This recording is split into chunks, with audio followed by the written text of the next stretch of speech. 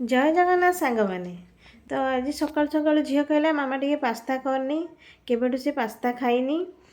तो पास्ता करने मुझे काटिदेली कैप्सिकम टमाटो आ पियाज तो गोटे कंचा लंका तो मु पास्ता फास्ट सिझेकी रखी तापर या भाजी देकी एटी टमाटो सॉस आउ सोया सॉस पकईदेली। तो ये भल टे गोलैदेली। तो ये मैगी मसला टे पकईदेली। मैगी मसला पकईले तार टेस्ट बढ़िया लगे। देखो मो पास्ता ये होगला। तो मो झील खाई कहला मामा बढ़िया लगुच। तापर मु लुगा सब सुखा छात उपरको पलैली। तो शीत दिन टिके तले लुगा सुखुनी आउ छात उपर आने पड़ुची। तो छात उपर टे भल खरा होता भाविली टे छात उपर सुखईदेवी बहुत लुगा पटाए सफा हो जाता जेहेतु। तापर मु गाधे पाधे ठाकुर को पूजा करदेली।